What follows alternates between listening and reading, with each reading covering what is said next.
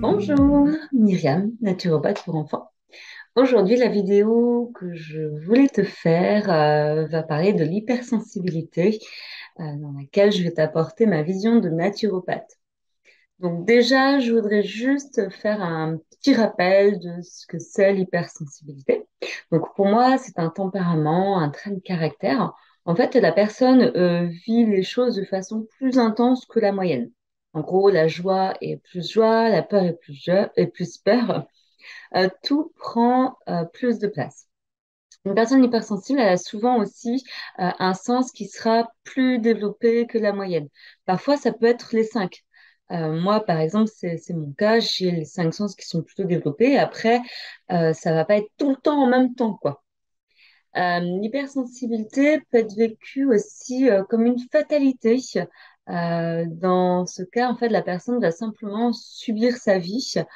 On peut aussi le voir en fait comme une manière différente, hein, d'être et puis bah, surtout apprendre à se connaître avec nos forces et nos faiblesses. L'hypersensibilité nous permet d'être des personnes créatives, empathiques, avec une forte intuition. Ce sont de très belles qualités qui apportent beaucoup à la société et permettent en fait, pour moi, de changer les visions vers une société qui serait plus respectueuse de l'humain. Ce qui pour moi en fait est important, c'est surtout de comprendre qui on est, mais de pas en faire une fatalité, comme je disais tout à l'heure. On peut évoluer à chaque instant en respectant notre rythme. Euh, on pourrait essayer de se poser la question d'où vient l'hypersensibilité. Souvent, ce qui est dit dans les articles classiques, c'est que l'hypersensibilité peut venir de l'éducation. Alors, moi, je suis pas tout à fait d'accord avec ça, enfin, voire pas du tout d'accord avec ça. Je vais apporter quelques petites nuances. Donc, je vais te donner les causes que moi j'estime pouvoir avoir leur place. Voilà. Je te fais part de mes questionnements, je te donne ma vision de naturopathe. On me dit souvent que c'est un sujet à la mode et que, bah, en fait, c'est juste qu'on diagnostique. Voilà pourquoi aujourd'hui, il y aurait beaucoup plus de personnes avec une hypersensibilité qu'auparavant.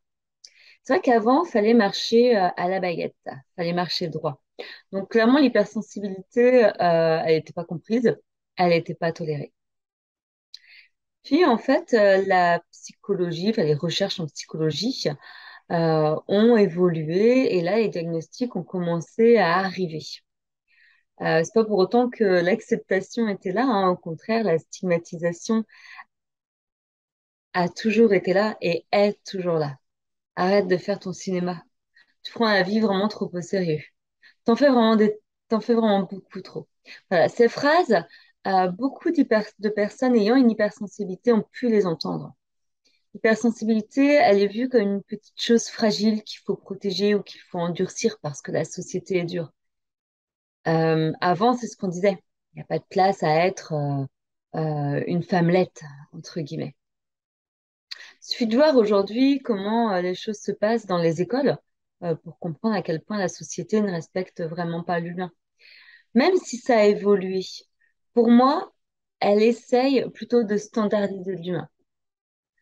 Et pourquoi la société, elle changerait pas? Voilà pourquoi, selon moi, il y a une réelle hausse du nombre de personnes avec une hypersensibilité, mais aussi une hausse des personnes avec un haut potentiel ou avec une hyperactivité, le fameux TDAH. Moi, la Terre doit connaître plus de spiritualité, plus d'empathie. Alors l'humain, tout simplement, il évolue. Et l'hypersensibilité en fait partie. Ça, c'est une des pistes de réflexion. Je trouve qu'elle n'est pas déconnante. Maintenant, effectivement, l'hypersensibilité a toujours été là. Mais aujourd'hui, euh, ces personnes atypiques, ont pour moi plus de capacité à défoncer les. Je me suis aussi demandé si l'hypersensibilité ne serait pas une stratégie de protection que notre système de survie aurait mis en place pour nous permettre de nous adapter à ce monde hostile. Adapter ou plutôt tenir à l'écart par cette hypervigilance. Une manière de se protéger de ce monde en perpétuelle sollicitation. Cela nous renverrait à l'éducation. Mais je te renvoie aussi à ma vision de la société. Effectivement, moi, je connais très bien l'hypervigilance, mais cette hypervigilance, elle a été aussi engrammée par tout l'irrespect que j'ai pu connaître étant jeune et par aussi la stigmatisation. Voilà. Possible pour certains qu'il y ait une part de système de survie qui soit là, mais pas si évident. Moi, mes enfants, ils sont clairement nés avec. Donc oui, il y a de mémoire transgénérationnelle et tout ça. Donc oui, on peut me dire que c'est transmis. Possible. Mais j'exclus pas ce fait. C'est évident, mais on transmet aussi l'hygiène de vie. C'est pas tout clair. L'hygiène de vie, voilà, cela fait partie également de mes questionnements, mais je le vois pas comme ça. Par contre, selon moi, c'est un facteur aggravant. Je t'en dis un petit peu plus dans la suite de la vidéo. En fait, à l'heure où je te parle, je pense que tout ça, ça se mélange un peu. Oui, j'ai pas de réponse toute tranchée, mais finalement, est-ce que c'est si important? L'hypersensibilité n'est pas non plus une maladie qu'il faut éradiquer, un trouble qui pose réellement un problème. Est-ce que chercher la cause est si fondamental? Quelque part, j'apprends aussi à taire mes questionnements. Par contre, ce qui pour moi est important, c'est de se comprendre et de s'accepter. Donc, comment mieux accompagner notre hypersensibilité? Donc, la première chose, c'est effectivement comprendre, avoir un peu le mode d'emploi de notre fonctionnement. Ça nous aide déjà à nous respecter et puis surtout à nous accepter. Maintenant, hypersensibilité ou non, ben, on reste des humains hein, qui ont des besoins normaux, qui soient en lien avec la physiologie qu'on a.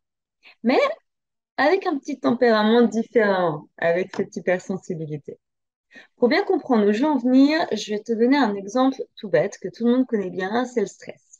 Si on prend une personne qui aura un travail qui prend beaucoup de place dans sa vie, c'est-à-dire des horaires très prenants, avec un chef qui crie, qui lui râle dessus quasi toute la journée, cette personne, elle rentre le soir à la maison, l'ambiance, elle est volcanique et surchargée. Et en plus, elle mange des aliments hyper transformés, pauvres en oligo-éléments et en vitamines. Avec tout ça, forcément, elle a beaucoup de mal à dormir. Et le stress, lui, bah, qu'est-ce qu'il fait? Il grimpe en flèche, hein, ça monte, ça monte. Le corps, en fait, de cette personne est en permanence en suradaptation. Et je parle bien de suradaptation. J'évoque même pas le bourreau mental qu'il pourrait avoir à l'intérieur. Là, voilà, parce que ça rajoute vraiment. Donc, en améliorant, en fait, l'environnement de cette personne, le travail, la façon de voir la vie, l'alimentation, le sommeil, son stress va pouvoir justement s'équilibrer. Eh bien, pour moi, l'hypersensibilité, c'est exactement pareil. C'est un tempérament qui est là, mais si notre vie autour, elle est contre nature, elle est irrespectueuse de qui nous sommes, eh bien, effectivement, l'hypersensibilité aura beaucoup plus de poids dans notre vie. Il faut gagner en équilibre sur tous les plans et dans la globalité de notre être. Apprendre nos rythmes, respecter qui nous sommes. Donc, voir l'alimentation. Qu'est-ce que je peux faire pour que mon corps s'équilibre, sachant que l'on connaît le lien entre les intestins et le cerveau qui gèrent nos émotions. On en a déjà parlé dans un article. La connexion au corps. Travailler cette connexion avec notre corps, qui est notre allié. Nous sommes incarnés dans cette vie-là. Je te cache pas que j'ai encore du travail à faire à ce niveau-là. En étant en connexion avec lui, nous pouvons ainsi être en meilleure harmonie avec nous. Sortir dehors, c'est important en fait pour les mammifères que nous sommes d'être dehors. Et certaines personnes ont vraiment besoin de cette connexion-là. Veillez aussi à un repos correct afin de respecter les besoins fondamentaux de notre corps. Et avoir du plaisir au quotidien pour travailler notre sérénité.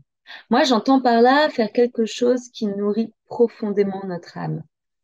Euh, Personnellement, moi, c'est la créativité. Ça peut être la lecture, ça peut être les balades en forêt, ça peut être le bricolage, ça peut être ce qui te fait plaisir. Cette vidéo, elle n'est pas là pour faire débat autour du sujet.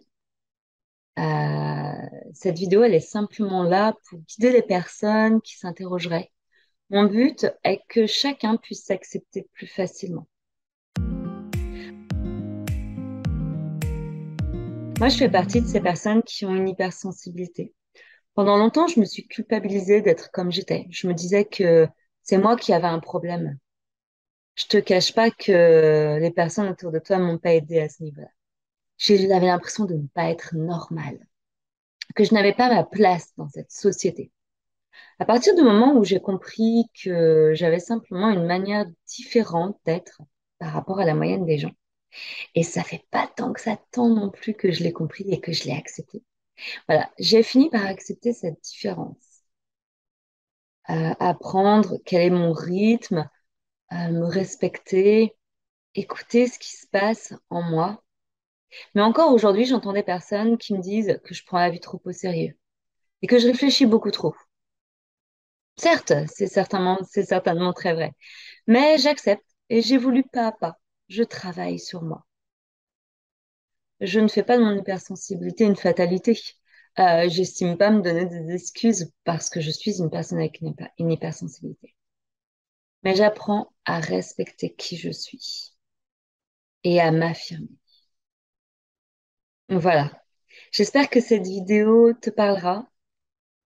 N'hésite pas à me laisser un like, à t'abonner à ma chaîne YouTube ou à me faire part de ton avis en commentaire. Voilà. Je te souhaite une bonne continuation et je te dis à bientôt pour une prochaine vidéo. Au revoir.